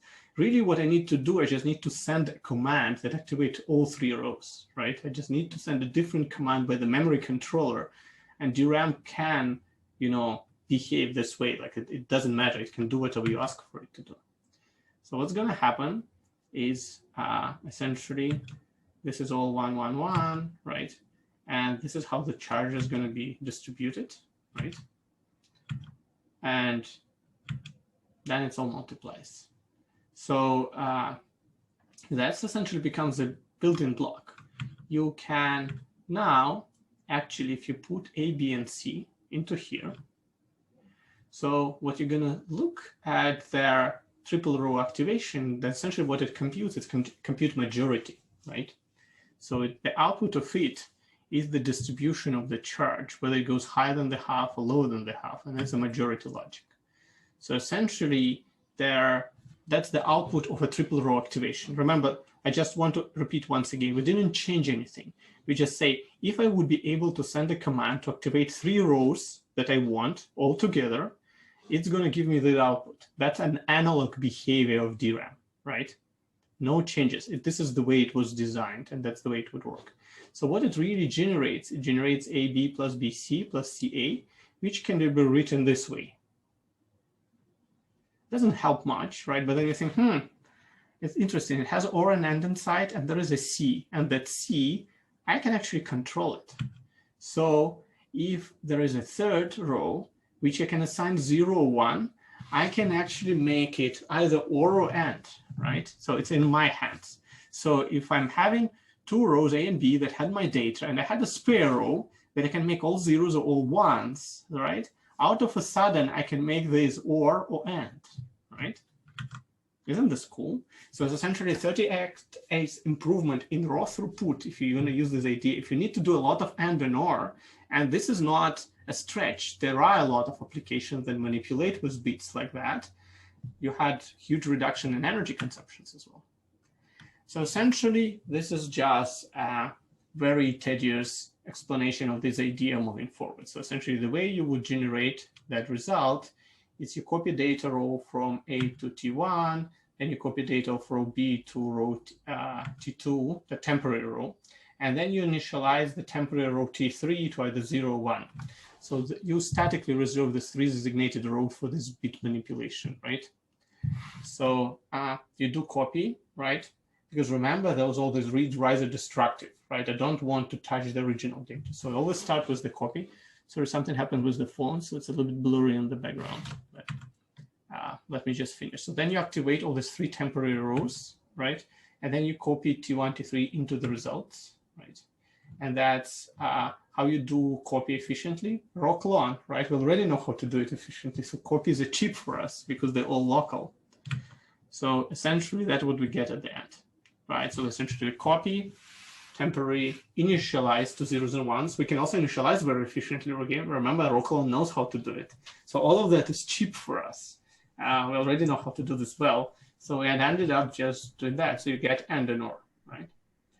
So I have a question. So like, which row would the result actually be stored in? Like, would it be T3? Special, you see there's a special results row. So when you see, so essentially you would need to, it's a good question. So essentially you need to have an API, like, right? Mm-hmm. So someone would say, I will have row A, row B, and 1 results row B. So someone's gonna think about it, there's gonna be a x86 command, right? And or no, I just mean like not from the command, so like from T1, T2, and T3. Like which one of those would have the result?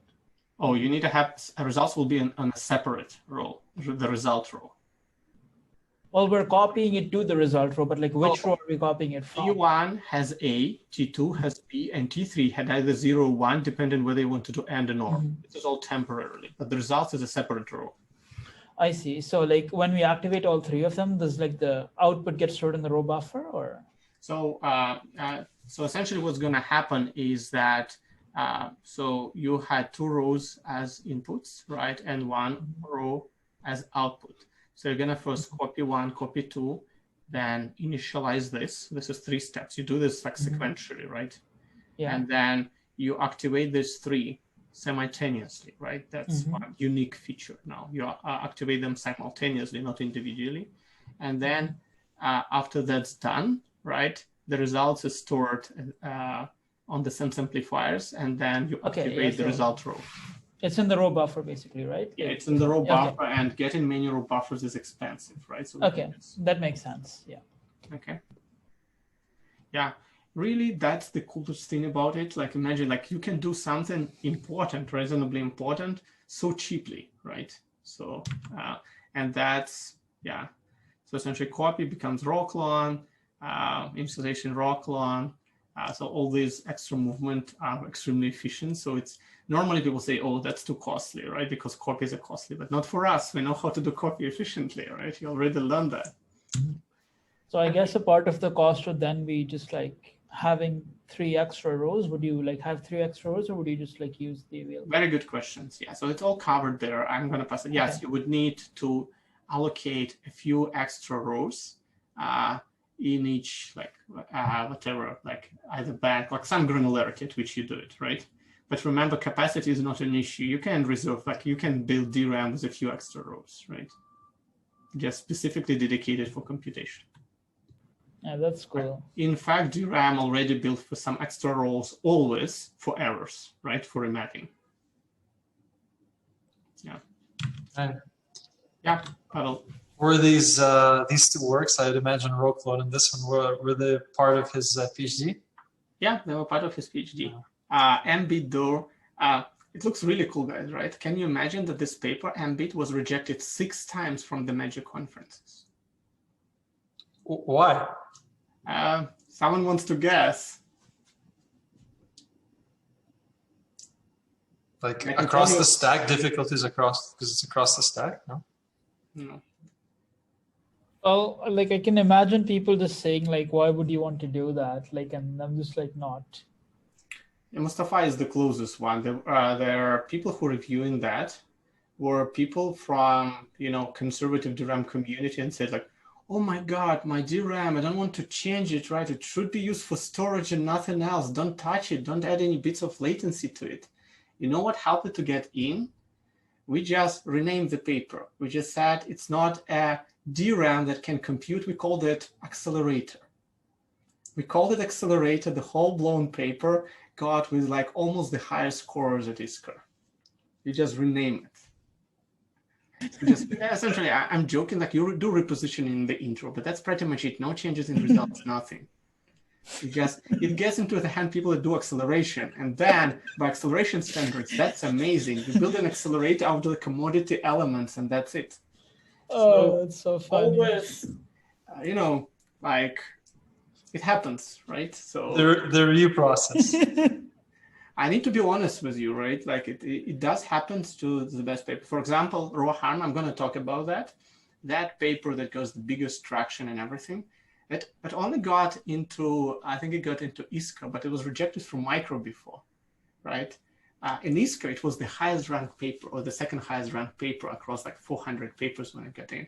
But in the micro, it got into reviewer hands who were just saying it's bullshit, it's impossible, right? They were saying there's no way that that's possible, that you can flip bits. It's like nobody would ever manufacture that. We got like I think Yungu's scores for this paper were like polarized. There were people giving it 5 and 4, which is the highest possible scores, and 2 people were giving them 1, like strong reject essentially. They're saying this is like bullshit, there's no way, and things like that. Despite the fact this paper has like, it's not a simulator, it's like an evaluation done on a real system, right? There is like not such thing as like, they say like, oh, you're just not measuring things properly. You just like misinterpreting the numbers and things like that. It's got a Wikipedia page now. Rawhammer's got a Wikipedia page now. Yeah, so yeah, it got a lot of traction afterwards. And I think one will get a lot of angry emails from because Samsung sponsored this research, and we always told them about Rohammer and everything. Anyway, if we reach out to Rohammer, I'm going to tell you a few interesting stories about it. So let's finish Mbit first. So the other thing that we needed to get a paper, because you need a knot for a full logic, but I thought this was not like the most exciting things. We were looking for negation somewhere so that that wouldn't kill the idea, right? And we found it. Luckily, we had an expert on DRAM. He said, yes, it is there. In the sense amplifier, the inverter is already needed. And then, yeah, you just connect it through something called dual contact cell. Again, don't ask me. I'm not a circuit guy to say, but that's manufactured, and that's not a problem. It's like their inverter was a problem. And through that, you can use the inverter for two purposes. That's why it's used so-called dual contact cell. Okay, and then you can get negation, right? Which is not that interesting, to be honest. I'll just skip over that. So you can make it work. Yeah. So Mbit versus DDR3. So this is individual operations and how much faster they can run now, right? This is not percentages. This is times axis of improvement, right? So you understand it's 32x faster than those operations. Yeah, it's very rare when that scale is not a percent. Yeah, this is not percent. This is like times speed up, right? So it's 32x and 35x. Then there is an interesting story how you can integrate it with the full system. So we've spent some time on them. Pros and cons of that is discussed in the paper. So if you're interested, read it. Yeah. And this is real world applications. For that, obviously, you need to run simulation. Essentially, this is bitmap indices using databases a lot. And then this is execution time, the queries, that's how we can spend. And this is real applications, not, you know, yeah, still like if you come to Oracle and say you can speed up things that much, they will be interesting. And they are. We all gave like stuff we work on, me and Vivek, we gave talks at Oracle several times in other companies. Yeah, so this is like some real query. You write a select, count, where C1 is less than this versus less than that, depending on their, you know, dimensionality of how many bits for each column you have. Like this is kind of tells you the speed up. You still see you like can go up to 10x speed up game of a query like that. Good luck speeding up this query by some other ways this much. Yeah, all the way to 12x. Okay, so Rohammer. So we still have time for that one. I don't think I won't be able to cover other stuff, and I apologize when I had to go faster on some things. I get you a sense of all these different papers that exist, and we obviously did a lot of research on the topic, so I had things to say on this topic more than on some others. Okay, so flipping bits in memory without accessing them. How does that whole problem happen? So DRAM chips rose like word line. So there's a high voltage and low voltage, and you can flip this, right? You can go high, low, high, low, high, low. That's going to happen eventually. Well, the problem is that things are not perfectly isolated. The cells are very dense. So what might happen if I'm going to flip the row between high and low voltage very frequently, eventually I'm going to start leak charge from the nearby rows that doesn't belong to my address space, right? And this is called an aggressor row. Those are called victims, right? And essentially read data from here, get errors over there, right? And I think I made the analogy already, right? So you can get into someone's, you know, door by knocking very aggressively to the neighbor's door. That sounds really cool. And that's what happens here. So what the short story here is like Jungo had that intuition, like there was no evidence of any kind that we know that that happens, but he had an intuition that that hypothetically should happen because it's so dense already. No evidence, like Samsung would never tell that it's possible, obviously, right? Even though some engineers might know internally, but their managers didn't know for sure that we know. Because when we told them, they were like very surprised. And the problem was that, and I'll show you, like if you do it naively, that's never going to happen because you're going to get things cached, right? You can't really hammer in the same row because the row will be cached, right? So you're not going to be hammering into the row, you're going to be hammering into the cache, right? but that can be bypassed. So after he figured out how to bypass that, the thing would work. You also need to get lucky. If you would do it 10 years ago, if someone came up with this idea 10 years ago, it was not dense enough. So we found that that only happened with deans of a certain generation.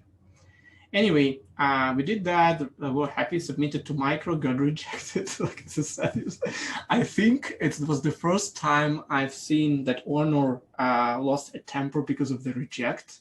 He was like, he just read the reviews and sent a super aggressive letter to the program chair, said that you need to pick the reviews right, that they're just ridiculous. And there was like a whole discussion, but it doesn't matter. It's like the way the process works, you cannot, no matter how influential you are, you cannot affect the decision. Decision is made, that's it, it's rejected, right?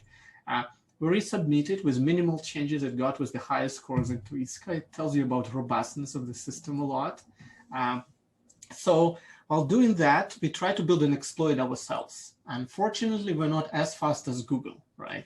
So Google read, like, we didn't know that Google even read in ISCA papers, right? But they read, and they told us immediately the same month they built a team that work on making this happen. So, and they just better, they had better expertise in security. So it took us much longer to try to build an exploit, and they had way more experience in built-in exploits, right?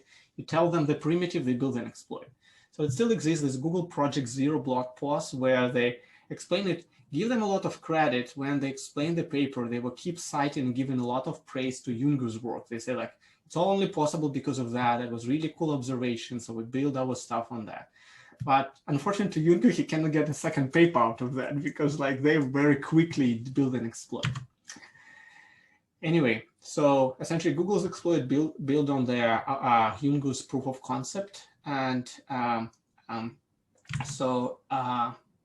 show you some cool stuff about it. And by the way, Honor keeps this research area. There are like a lot of follow-ups on that. There are like, when you come to systems conference, there are like they had even named, they called this as a second or third generation of Rowhammer attacks. So people are building in new generations of attacks on that. I know some people at Microsoft got excited. When I was there in 2017, some of them came, do you know there's this such a cool thing of Rowhammers? I was like laughing, yeah, I know. So it was very funny. Anyway, so the problem is to implement is the cache hits, right? So many reads to the same address doesn't mean that you open and close the same row, right? There are cache hits, right? Then you need to avoid. And also row hits. So essentially, how can you do that? Well, essentially, if you had MoveX, right? It comes here, then there's MoveY, come here, and then you're flushing, right? You run the command to flush the cache line from the cache. That instruction exists. So you're making sure whatever I'm attacking, I'm permanently flushing, right? And I flush Y, and then I jump again, and essentially that's what it is. Let me show you again.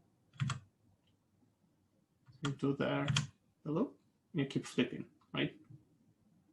Many errors. So that's what you do. And there is a source code shared on the implementation of that. So, okay, that's a phenomenon. Like then, like a scientist, you want to understand why the phenomenon exists. Here we'll have to speculate a little bit because again, we don't manufacture DRAM ourselves, but we think the fundamental thing is clear. DRAM cells are leaky, right? They leak charge over time. So the idea is that during the normal operation, they had this curve as how they leak charge if they're not touched, right? And then there is a refresh. If you read or write, you would restore their charge, so you don't need to refresh them, right? Some optimizations are around that exist, but the whole idea, there's the slope here, and you know how fast you lose charge. That's a normal operation of the cell, whereas U1 is high, 0 is low. It doesn't have to be like that, but that's the easiest way to think about it. So the problem what happens here is that what we do is the slope of this curve, right? We would make it lose charge, every time we attack it, right? So there's drop in charge every time the aggressor nearby, redirects to it. And then by the time refresh arrives, it's already too low. It's lower than half VDD, so it goes to 0 instead of 1 when you refresh it. So the root cause is a so-called electromagnetic tunneling effect. And essentially what happens is the nearby cells create a magnetic field, and that has some tunneling effects on flipping things. So why this was not happening before? Cells were not small enough. There was enough delta in space between them, so they could accelerate coupling effects. But the market was pushing DRAM manufacturers to make things denser and denser without taking any precautions of that, because it was driven by the cost, right? The market shares.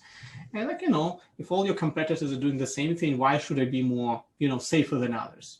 And to be honest, even though Samsung got the lion's share of criticism when this exploit was released, I don't think Micron or Hynix are any, better in that respect. They just didn't get criticized as heavily. So the cells become placed closer, strongly coupling effects, and coupling errors become more likely. And again, to prove all of that chamber, that was very critical. So one thing we did, or Yungu did with some undergrad helpers, is that he found that on the pre-2010 chips, it doesn't happen no matter how heavily we tried, right? So it was not as close. Errors, that's the first observation. So it was not there for all the devices, but it's everywhere for new devices. Errors are widespread. We found that more than 80% of chips have errors, one way or another. And we can generate enormous amount of errors. So up to 1 error every 1,000 cells. Remember how many billions of cells are there in DRAM? So every 1,000 cells, we can get them to flip. It really depends on how weak they are, but essentially there's enough weak cells to flip tons of bits. So the way it's done, we essentially, you want a full control through the DRAM controller.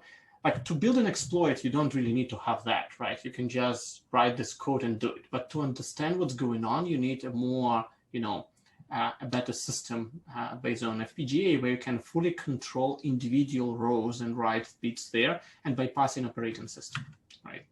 And that's chamber that you've seen before. That was very heavily used for this experiment.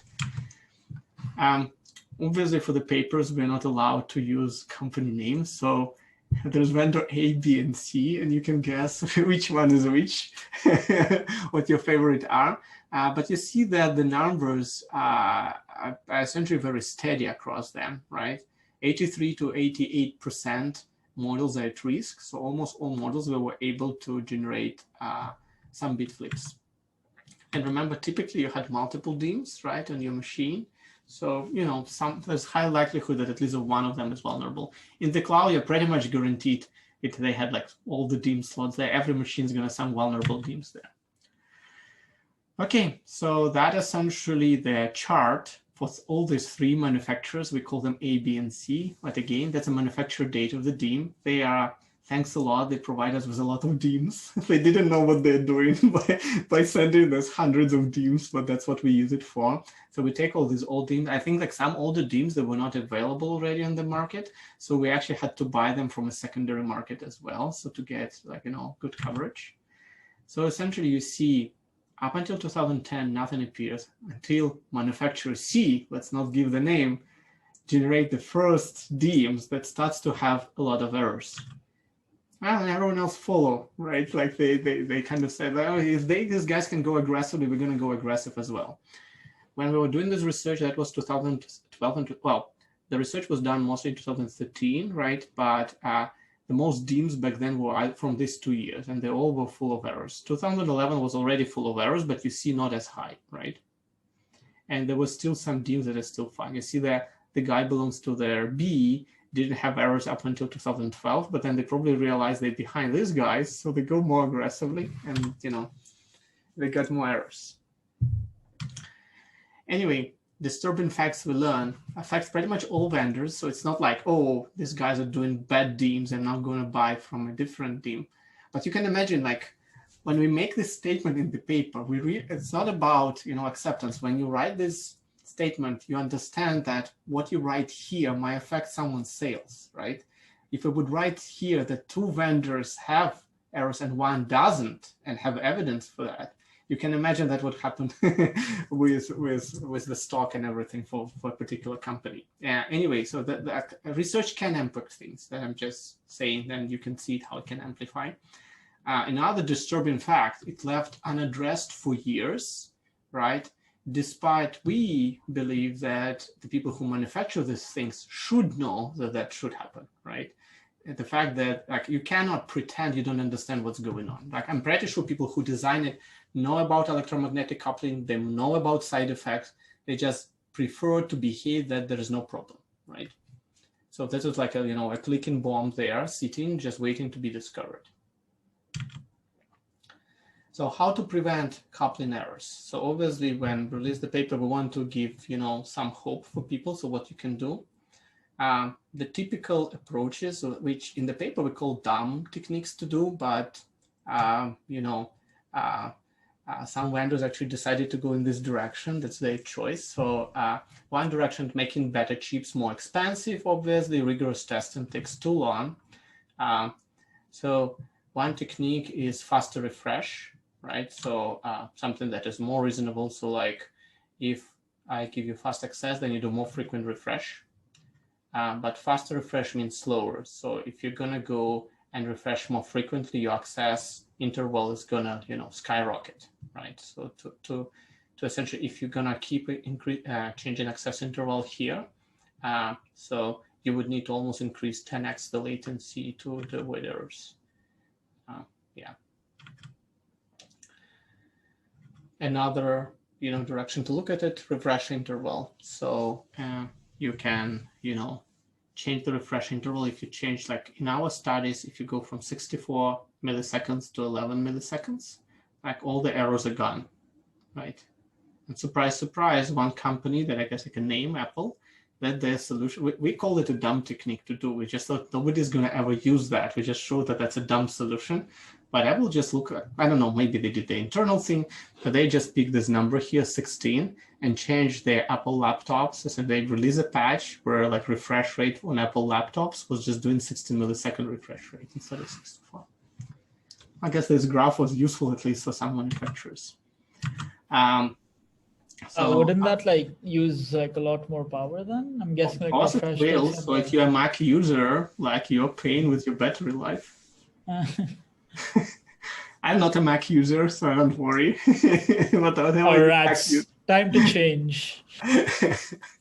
I'm just joking. But anyway, just like there's one particular case that I know because Apple thought they were very cool when they released an announcement saying we solved a hammer problem, and they said that's a patch. And we're all laughing, yeah, like figure 11 from this paper has this number to do. It's like, is that your patch? It's like the best your engineers can do.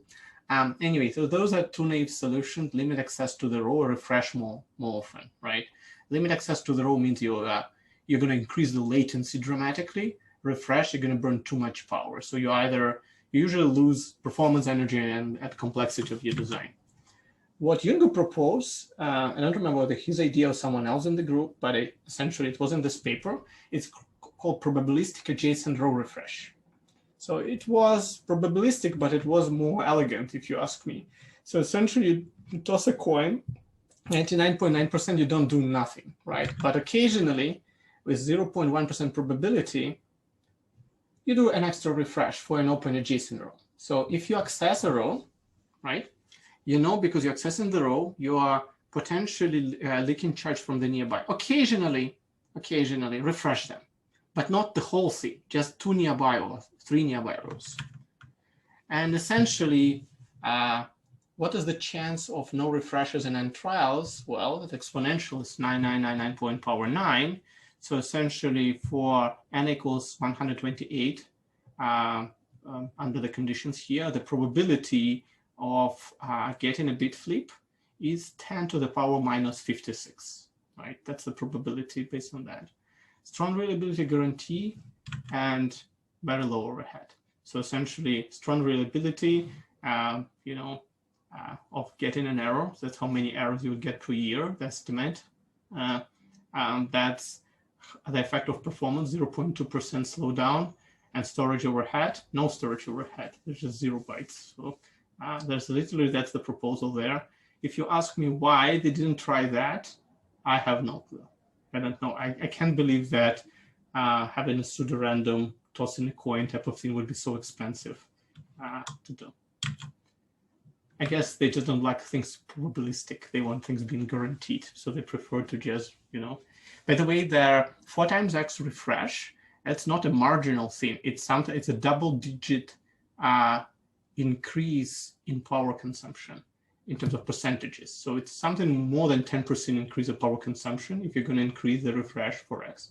Because the memory, when you had a memory-intensive application, the memory can eat up to 30 to 40% of the active power on your compute and your laptop, right? So increasing refresh, you are essentially increasing something that is like 30%, right, of the power. So it's a very substantial amount. So it's not a tiny thing. You can easily detect on the laptops that, by the way, this parameter, it's I don't want to speak, I'm not an Apple user, but there is a parameter that you can set in BIOS to change the DRAM refresh rate, right? You can try and see how much it would change there. Apple doesn't give you a BIOS. Yeah, they might have some comment like that. Anyway, I don't want to speak about Apple right now because I'm going to go very negative. So, anyway, it's possible on the AMD and some Intel chips. Okay, this is some related work related to that. Okay, I'm going to stop here. First of all, we get out of time, and really there's a big topic here about emerging memory technologies. Please read them. It's really fascinating. Some of them are happening. I think some of you, I think Kyo-kun, sorry if I mispronounce your name, is trying to work on non-volatile memory, right, as well. So hopefully he will tell you a little bit about this topic when he presents the related work. Otherwise, I'm done for today. Any questions, guys?